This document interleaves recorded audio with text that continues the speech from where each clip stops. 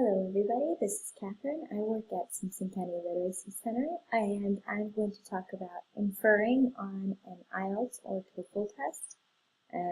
This is just a good reading skill to have no matter what your reading task is, but it's especially important on a test.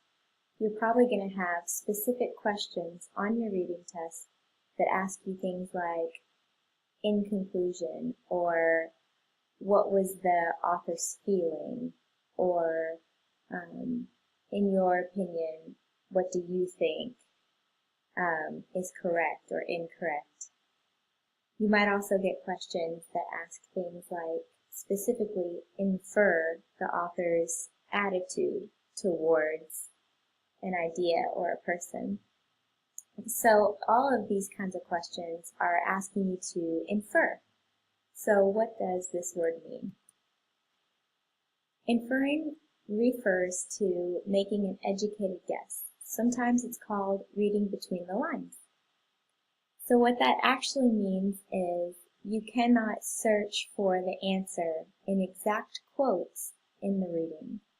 The author is going to imply, or he or she is going to write in a way that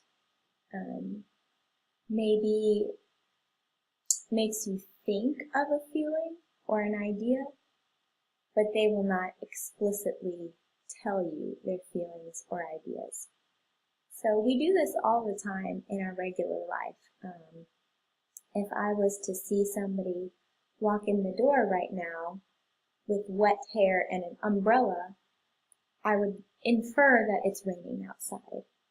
So those kind of things. The person who walks in the door does not have to say, hey, it's raining. I see their umbrella, I see their wet hair, I know that it's raining. So we have to do this all the time when we read. Okay? An author is not going to spend pages and pages telling you every specific detail. They're going to use word choice, and they're going to use certain descriptions, or they're going to not describe or not tell certain things, and that is going to make you think or feel what they think or feel. Okay? So it's a little confusing, but we'll look at some examples. So there are a few things that we can guess from authors and their writing, and these are the things that a test is going to focus on. A test is going to ask you to infer an opinion. Okay? So if they just describe a person throughout the whole writing that they do as, lazy or silly or dumb or something like that, you can infer that their opinion of that person is low. They don't like that person. You can infer feelings. So if an author describes when they see a person, they have a warm, fluttery feeling in their chest, you can infer that they probably are attracted to or they like that person. You can infer cause and effect. A lot of times authors will describe a scene and then quickly jump to another scene. And you as the reader are left to put those two together and infer that this scene somehow caused this scene. Okay? So how does this help? So authors don't write everything explicitly. Sometimes they imply ideas for the readers to glean or guess. It's a part of an author's style, maybe just the way that they like to describe things, that leads them to imply opinions, feelings, thoughts, ideas, that kind of thing. So let's look at an example. I have right here, it says, he plunked down $18 at the window. She tried to give him $9, but he refused to take it. So she insisted on buying him a box of popcorn when they got inside. So this is just a little 3-sentence story, but there's a lot that we can infer here. For example, we can infer, who are these people? What is their relationship?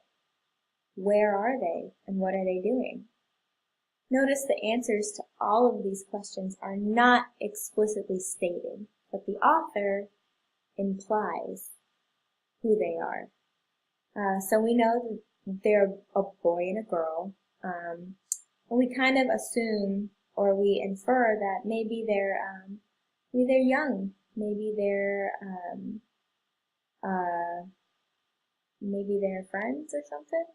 Maybe they're on a date. Their relationship is not explicitly stated, but we know he is trying to pay and she is trying to pay as well. So he's trying to pay $18, she's trying to pay $9. So she is trying to split the bill and he is trying to pay the whole bill. So we can infer that, maybe he wants it to be a date. Maybe she doesn't want it to be a date. Or maybe she's just being polite.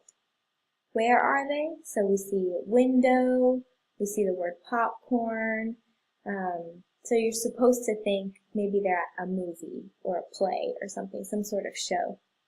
And what are they doing? Well, we can infer that they're going to see a show together.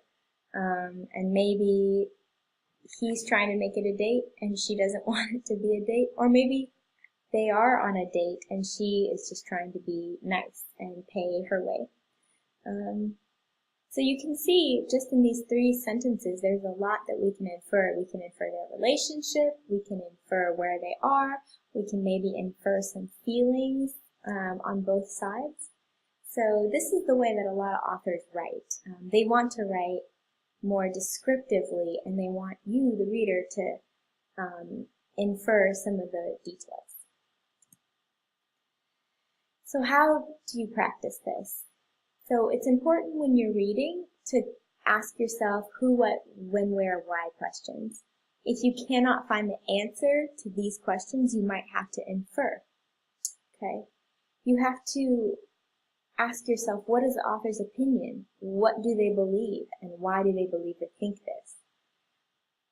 These are really important questions when you're reading an essay, something about society or government or economics or science or anything kind of in the academic or opinion side of reading.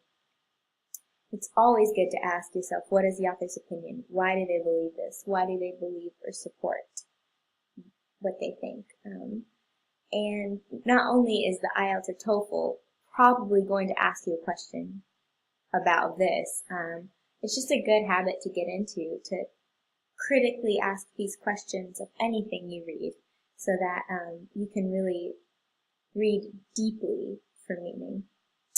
And you want to make sure you find evidence. So what I mean by this, you need to find a word or idea that supports your guess. So if you're just kind of wildly pulling things out of the air that there's no support with, it's not a good inference. And probably on the IELTS or TOEFL, they will ask you an inference question and then give you an inference that is kind of way out in the open and there's no word or phrase you can hang on to. Like for example, I guess where are they? I guess a show because they're paying for tickets and there's popcorn. That's my evidence, okay? So that's just a quick introduction to inferring. If you have any questions, leave down in the comments. Thank you so much for watching.